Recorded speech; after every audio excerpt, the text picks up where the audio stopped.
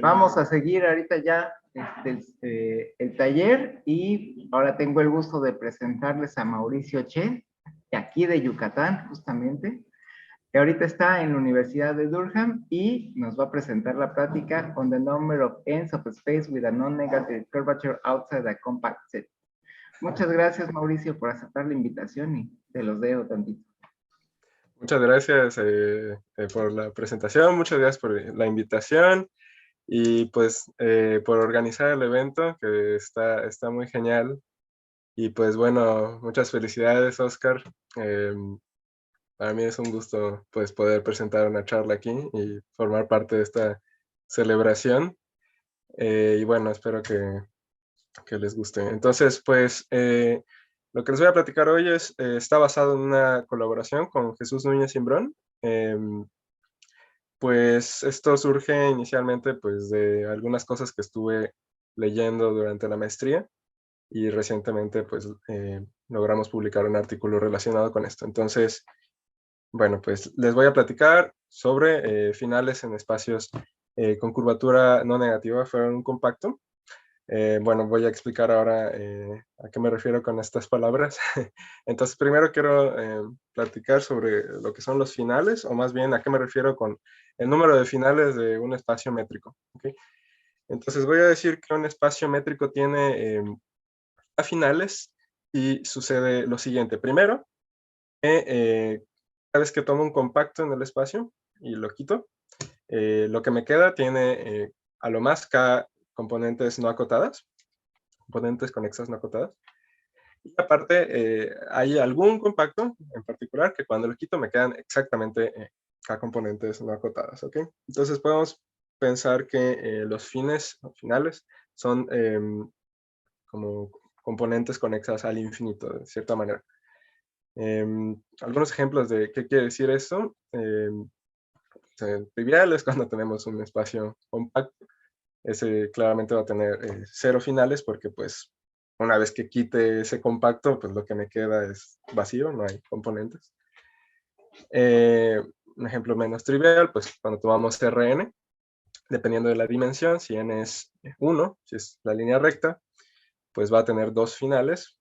Eso pues es porque si quitamos un intervalo cerrado, compacto, pues siempre nos quedan ahí 2 direcciones, ¿no? Dos rayos. Y cuando n es mayor que 1, pues siempre que quitamos una bola en Rn, siempre nos va a quedar un complemento conexo, entonces hay un final.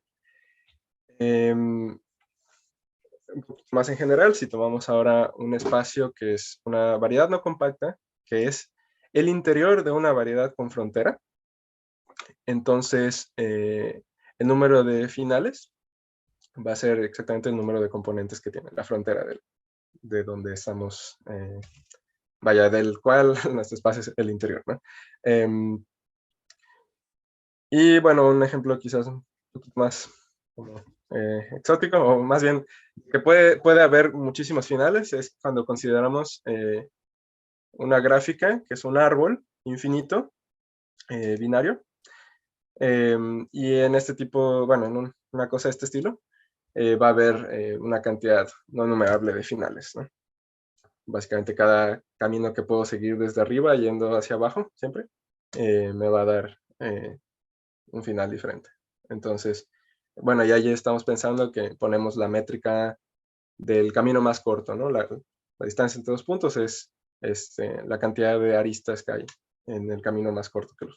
Bueno. Entonces, en vista de un ejemplo de este estilo, pues algo que nos podemos preguntar es, ¿hay alguna condición o condiciones pues razonables en las que podamos decir que nuestro espacio tiene una cantidad finita de finales? Y bueno, una respuesta a esto es que sí, si consideramos cotas de curvatura por abajo. Es bueno, un tema en el que estoy pues muy interesado. Y bueno, que se relaciona con varias cosas que hemos visto estos días, ¿no? Entonces, déjenme mencionar algunos resultados relacionados con esta idea. El primero, y que realmente pues, es justo de donde vino la motivación para que estudiáramos esto, Jesús y yo, pues es del splitting theorem de Chigger y Gromov. Bueno, el splitting theorem me dice que cuando tengo una variedad con curvatura de Ricci no negativa y que tiene una línea recta, entonces podemos escindir esa recta, es decir, nuestra variedad es un producto de otra variedad con curvatura de Ricci no negativa y una línea recta, ¿no? Un producto isométrico. Entonces, una consecuencia que no es muy difícil de ver es ese tipo de variedades con curvatura de Ricci no negativa, siempre van a tener a lo más dos finales, ¿sí? Entonces, bueno. Luego, esto uno lo puede, bueno, hay otras generalizaciones, tanto con curvatura de Ricci como con otros tipos de curvatura, bueno, más específicamente con la curvatura seccional. Average probó que cuando tenemos variedades con curvatura seccional no negativa asintóticamente, es decir, nuestra curvatura seccional está acotada por abajo por una función que cuando nos vamos a infinito converge a cero por abajo, estas tienen una cantidad de finales acotada, ¿no? Luego, en una serie de papers independientes, Kai, Tam y Liu probaron que en variedades que tienen curvatura de Ricci no negativa fuera de un conjunto compacto, es decir, hay un conjunto compacto, lo quitas y en el complemento la curvatura es no negativa, ahí estos espacios tienen una cantidad acotada de finales. Luego, para espacios un poco más generales, ya no variedades, sino espacios métricos, que bueno, ya mencionaron en algún momento, me parece que Pablo lo mencionó, y bueno, también Diego, los espacios de Alexandrov, que son espacios métricos que generalizan la noción de tener curvatura seccional acotada por abajo. Bueno, pues en esa clase también Ko demostró que se tiene, pues, lo mismo, ¿no? Espacios de Alexandrov con curvatura no negativa, en el sentido de triángulos de comparación y tal. Esos tienen, perdón, curvatura seccional no negativa fuera de un compacto. Esos tienen una cantidad acotada de finales, ¿sí? Y luego, más recientemente, Wu demostró que pues el mismo resultado, espacios con curvatura no negativa fuera de un compacto, tienen una cantidad acotada de finales, en el caso de variedades rimañanas con pesos, ¿no? Creo que también Pablo mencionó esto en su charla. Básicamente son variedades rimañanas donde cambiamos la medida de volumen rimañano por una función. Ok, entonces, bueno, y aquí la condición de curvatura no negativa es con respecto a la curvatura de Bakry y Emery. Entonces, bueno, tener esa curvatura, vaya que es una noción que se ha estudiado mucho en este contexto. Curvatura no negativa fuera de un compacto, igual tenemos, implica que tenemos una cantidad acotada de finales. Vale, entonces, es un poquito lo que sabemos hasta ahora. Y entonces, en lo que nos vamos a fijar es en este punto de aquí, o en esta generalización de aquí. Y vamos a tratar de hacer esto en espacios métricos más generales que variedades, donde tiene sentido hablar de curvatura de Ricci. Entonces, en un momento voy a hablar de eso. Pero antes, déjenme darles una idea de cómo se demuestra ese teorema, el teorema de Lee, Tam y Liu.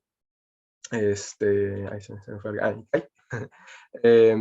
Es probando un resultado un poco más fuerte, que es algo que se conoce como la propiedad de cubiertas por bola, supongo, la ball covering property. Y es lo siguiente, ¿no? Es una propiedad que pues puede o no tener una variedad, y o un espacio métrico, ¿no? Y es que decimos que un espacio métrico tiene esa propiedad si, bueno, con respecto a un cierto punto distinguido, si para cualquier constante positiva podemos encontrar una cota, digamos lo que dice aquí podemos encontrar una cota para la cantidad mínima de bolas que requerimos de tamaño, digamos, lambda R. la cantidad de bolas que requerimos para cubrir una bola de radio R o un subconjunto de esa bola, ¿sí? O sea, más en general, es una propiedad más en general, ¿sí? Tenemos un subconjunto de la bola de radio R y lo cubrimos con bolas de radio lambda por R, podemos acotar la cantidad de bolas que requerimos para hacer eso, ¿sí? Esa es la propiedad. Entonces, pues justo lo que demuestra Liu, que más bien es como el paper de los que mencioné en el inciso del slide anterior, es como en el que más bien nos concentramos. Liu demuestra primero que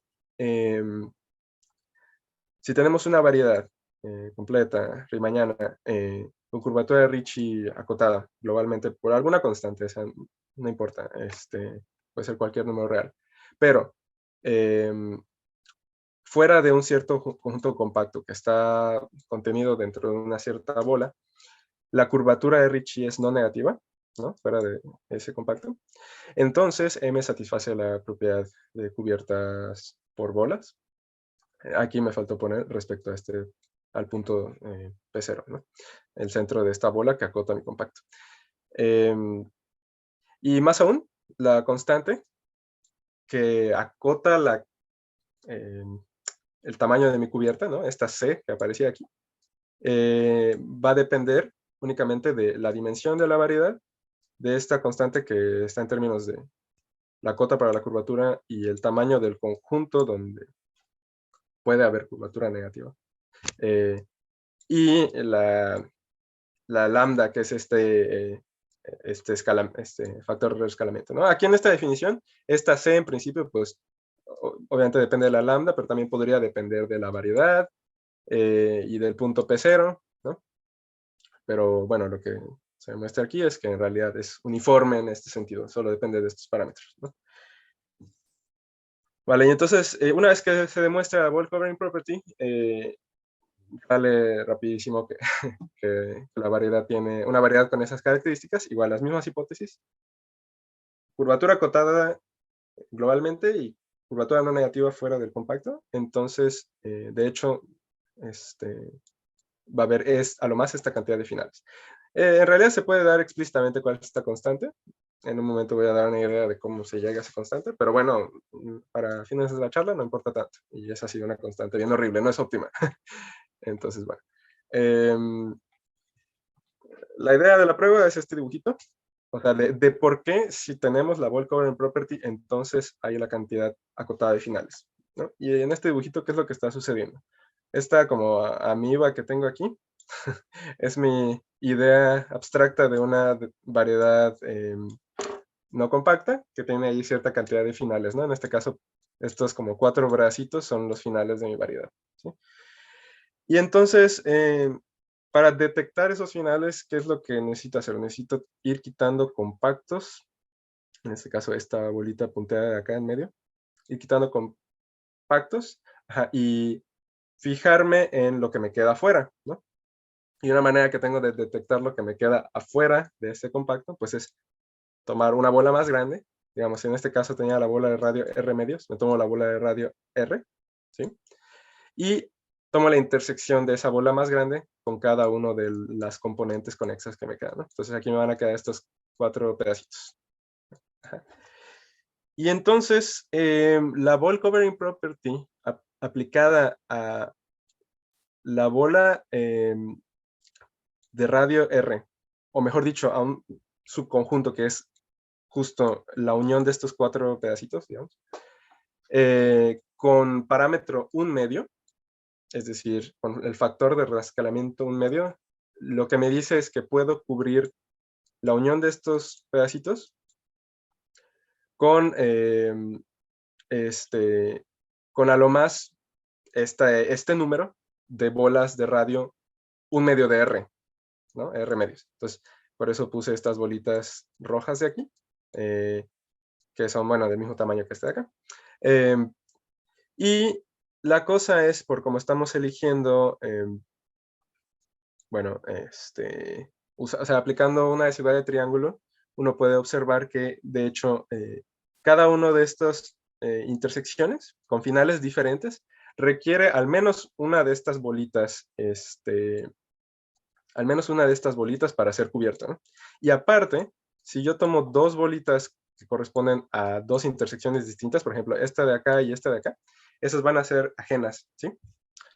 Esa es la parte que se hace con una desigualdad de triángulo.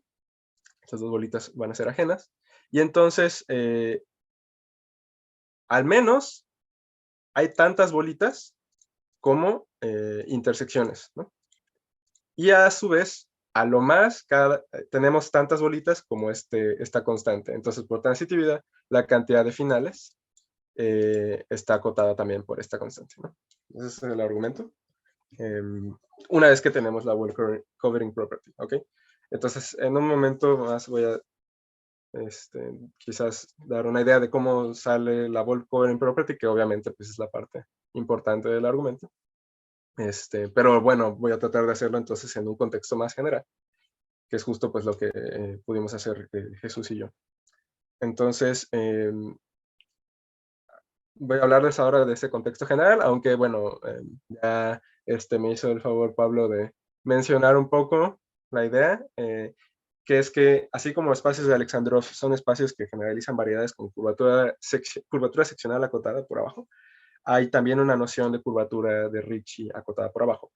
La motivación o el origen de esto pues viene de una serie de papers de Otto, Villani, Cordero, Raskin, Bacach, Muckenschlager, von Rennes y Sturm entre el 2000 y el 2005, donde demuestran una equivalencia en el caso de variedades rimañanas de tener curvatura de Ricci acotada y acotada por abajo y dimensión acotada por arriba, con una condición que es esta de aquí, una condición que llamamos la condición CDKN, para espacios métricos de medida. En este caso en particular, el espacio métrico de medida que está dado por la variedad, la función distancia inducida por la métrica riemanniana y la función de medida de volumen riemanniano, ¿no?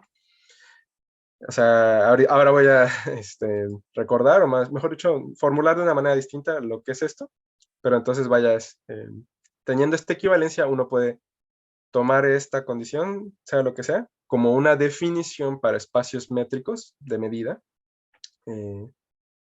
que van a tener curvatura de Ricci acotada y dimensión acotada en sentido generalizado, ¿no?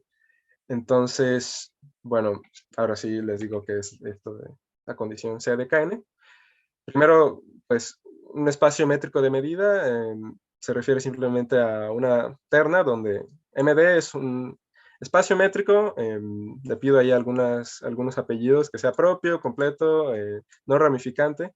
Propio nada más, bueno, quiere decir que se vale el teorema de Hein-Borel, es decir, que bolas cerradas son compactas en ese espacio. Lo de completo, pues bueno, ya sabemos. No ramificante quiere decir que si tenemos dos geodésicas que empiezan compartiendo digamos, un intervalo que de tamaño positivo, ¿no? O sea, mejor hago el dibujito, ¿verdad? Si tenemos una geodésica así y otra geodésica que comparte un cachito con la primera y luego se separa. Bueno, en realidad, no ramificante quiere decir que este tipo de fenómenos no pueden suceder. O sea, que en realidad estas dos geodésicas sean iguales. ¿Sí? Eran la misma. Entonces, eso. Es una condición un poco técnica, pero bueno, es una condición que pedimos y es donde logramos dar la demostración. Bueno. Y luego el otro elemento de esta terna, la M, es una medida de Borel en nuestro espacio métrico, que es finita en conjuntos acotados, ¿sí? Y que aparte tiene soporte total, es decir, que el soporte de la medida es todo el espacio M, ¿no? Vale, y entonces nos fijamos dado un espacio métrico de medida, nos fijamos en este espacio de probabilidades, medidas de probabilidad. Vamos a pedir que tengan segundo momento finito para poder definir una función distancia en ese espacio. segundo momento finito es nada más que la integral de la distancia, esta distancia aquí al cuadrado, sea algo finito respecto a la medida mu. Y bueno, también ahí va a aparecer este conjunto en la definición, que es nada más aquellas medidas de soporte, medidas de probabilidad de segundo momento finito, que aparte son absolutamente continuas respecto a esta m, que es, usualmente le decimos medida de referencia. Bueno, el punto es que vamos a tomar espacios métricos de medida, espacios de probabilidades ahí. Entonces, vamos a poder definir algo que se llama la distancia de Wasserstein entre probabilidades, es decir, elementos de este conjunto. Y va a estar definida de esta manera. Si tenemos dos medidas de probabilidad, lo que hacemos es tomar algo que se llama un coupling, un emparejamiento entre esas dos medidas. Eso simplemente es que pues digamos, si tomamos la proyección en el primer factor, bueno, sí, la proyección en el primer factor de nuestra medida pi, que es una medida de probabilidad en el producto, eso nos da la primera medida mu0, ¿no? Esta de acá. Y que la segunda proyección, si la aplicamos a la medida pi, eso nos da la segunda medida, ¿no? La medida mu1, ¿no? Que es una manera de decir, vamos a ponerle pesos o medidas a parejas de puntos en mi espacio. Y de manera que solo le ponemos peso o le ponemos una masa a parejas que su primera coordenada está en soporte de mu0 y su segunda coordenada está en soporte de mu1. O sea, como que vamos a conectar puntos tales que las medidas mu0 y mu1 les están asignando masa, ¿no? Una manera de poner una medida que sea compatible con estas dos en el producto. Y entonces lo que hacemos es, respecto a ese tipo de emparejamientos, integramos la función distancia al cuadrado y sacamos la raíz, ¿no? Como una especie de norma L2 o distancia L2 entre medidas de probabilidad.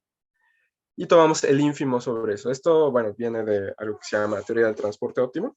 Entonces, bueno, no voy a ahondar mucho en eso. Pero el punto es que es una manera de poner una medida, una distancia aquí. El espacio de probabilidades con esa distancia resulta que es geodésico, sí, solo sí, nuestro espacio inicial es geodésico, es decir, existen ahí, van a existir geodésicas aquí en este espacio. Aquí me faltó poner que M también es geodésico. Bueno, geodésico nada más que significa que hay curvas entre puntos que realizan la distancia, ¿no? Y entonces, ahora sí, la condición CDKN,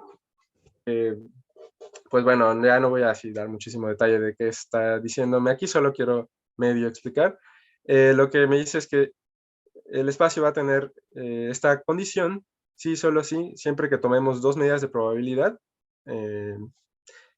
absolutamente continuas respecto a M y tal, podemos encontrar un emparejamiento óptimo y una geodésica que los une, ¿sí? Tal que, bueno, esa geodésica va a ser absolutamente continua respecto a M, es decir, tiene una cierta densidad, rote, y se satisface esta desigualdad aquí. Esta desigualdad, que se ve un poco intimidante, la podemos pensar de la siguiente manera. Esta función de aquí es la entropía de la medida mu-t, ¿sí? Y estos términos que aparecen aquí son como, bueno, aquí también tenemos la entropía de ρ0 y la entropía de ρ1, ¿sí? Entonces, esta expresión la podemos pensar como una combinación convexa de las entropías de los extremos de la geodésica, ¿no? Entonces, esto es una especie de concavidad para la función de entropía. La función de entropía, pues es ahí una función importante cuando hablamos de medidas de probabilidad, pero no voy a ahondar mucho en eso. Lo único que puedo decir es que es más o menos una medida de qué tan dispersa está una probabilidad. Sí, bueno, eso. En este caso, por eso puse esta figurita, ¿no? Tenemos una medida que puede estar concentrada acá, otra que está concentrada acá, y lo que me dice esta condición es que si tomamos como medidas intermedias, esas están como más, de cierta manera, más, su dispersión, su entropía es cóncava respecto a estas dos. Bueno, es lo que es, supongo. A ver, hay una pregunta en el chat. 10 minutos más. Ok. Vale, entonces creo que tendré que volar. Eh, Nada más quiero mencionar un resultado importante, que es como la pieza fundamental en la demostración de la ball covering property. Y bueno, lo que permite extender el resultado a espacios CD, KN, es el teorema de Bishop-Gromov. Se vale en variedades y bueno, se puede extender a este contexto. Este dibujito es una referencia a una cosa que alguna vez escuché que Raquel diga y que me parece una buena mnemotecnia. El teorema de Bishop-Gromov es como un teorema de la pizza de pepperoni, porque lo que me dice es cómo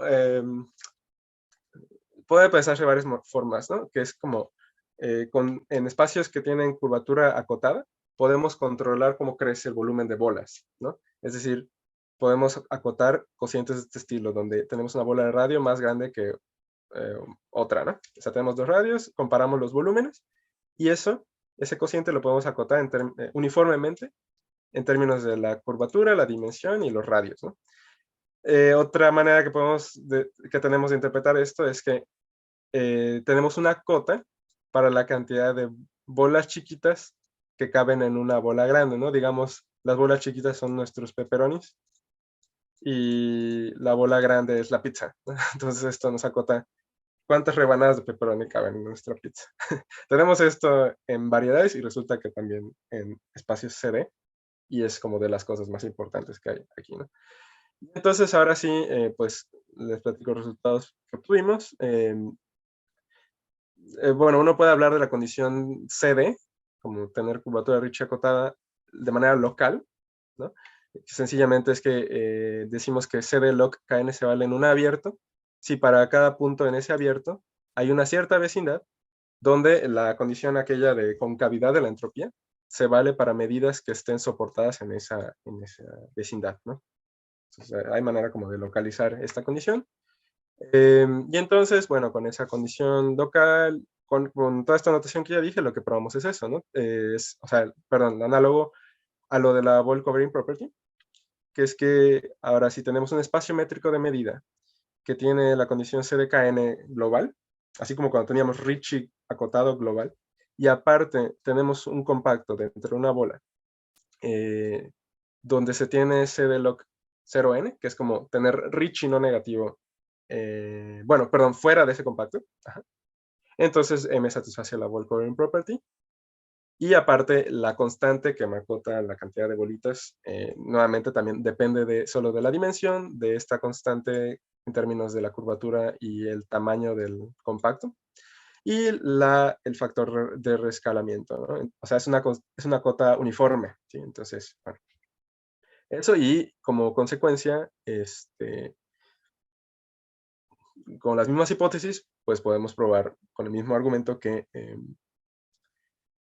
estos espacios tienen una cantidad acotada de finales, ¿sí?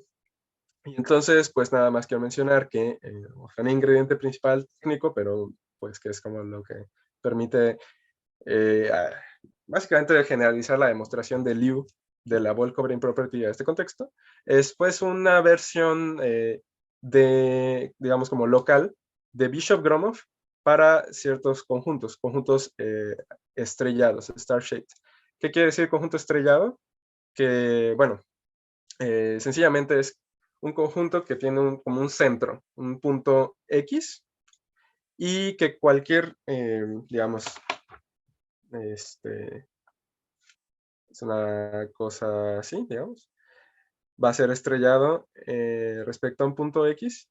Sí, pues cualquier elemento del conjunto lo podemos unir con una geodésica a X, que queda también completamente contenida en W, ¿no? En ese sentido, digo que X es como el centro, ¿no? Y entonces en esos conjuntos se vale también una versión de Bishop-Gromov.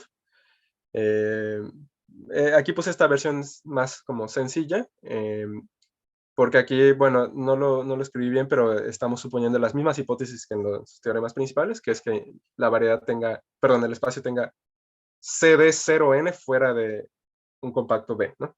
Entonces, esta desigualdad que obtenemos aquí es como la Bishop-Gromov que mencioné antes, pero en el caso de tener curvatura de Ricci mayor o igual que 0, ¿no? Por eso queda este cociente muy específico, ¿no? Y bueno, ese es realmente el ingrediente como principal que se usa para la Ball Covering Property. No sé cuánto tiempo me queda justo ahora. Espérame, te quedan otros 3 minutitos. Ok, otros 3 minutitos. Bueno, entonces tal vez trataré de explicar rápidamente la demostración de la Wall Covering Property.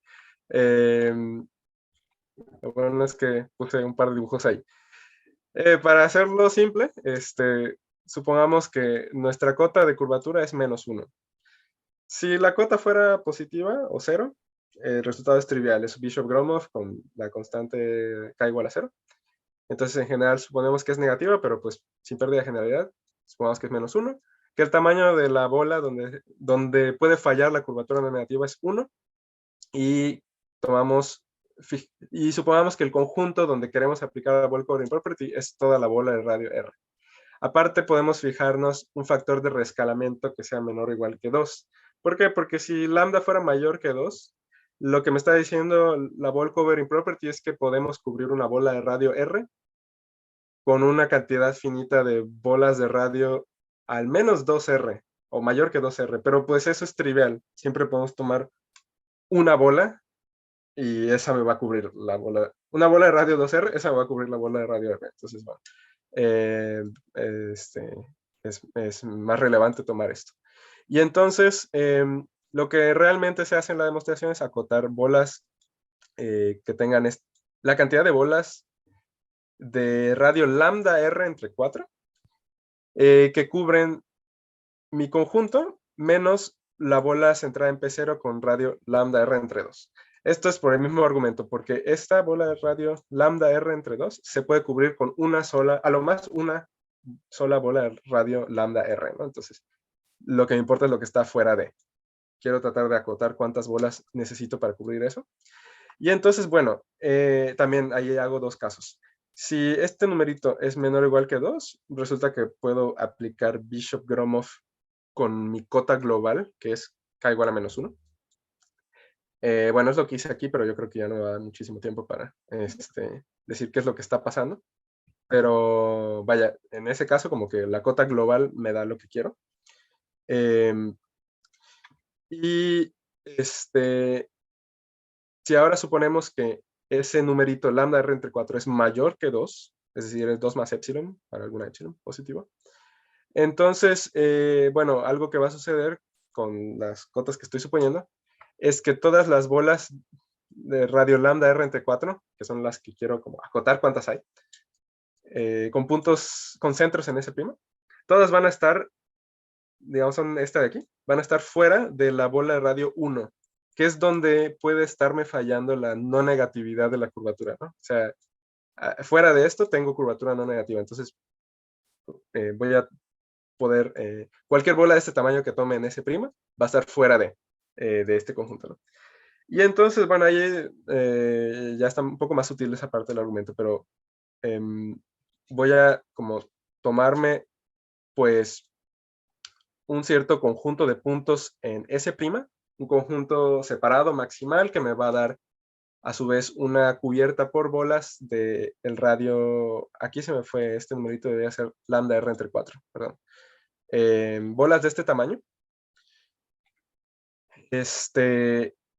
Ajá, un conjunto de puntos maximal con esa propiedad. Y entonces voy a poder como hacer una construcción que me clasifica todas esas bolas o me agrupa esas bolas en ciertos conjuntitos que dependen ahí de unos conos. Bueno, ya, eso no puedo como dar tanto detalle, pero voy a poder dividirlo como en familias, todas las bolitas que necesito para cubrir S'.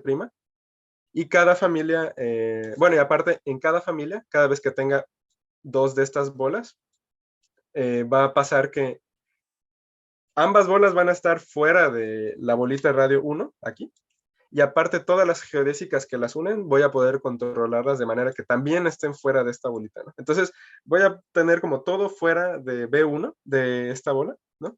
Entonces todo está como en una región de curvatura no negativa y puedo aplicar el Bishop-Gromov. Bueno, puedo aplicar ahí dos Bishop-Gromovs.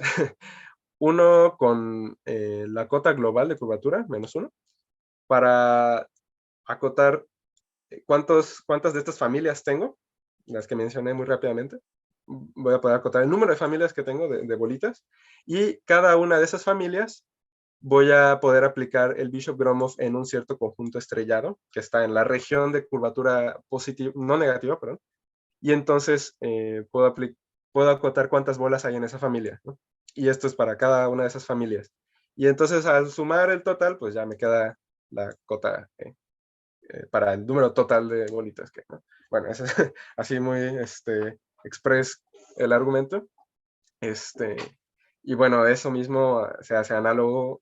Si ahora en vez de tomar K igual a -1, pues tomo K más general, y también el D0 también lo tomo más general, y ahí aparecen las constantes, perdón, la dependencia de esto respecto a las constantes. Y entonces, bueno, eso ya, ahí me detengo, pongo las referencias para quien quiera ver.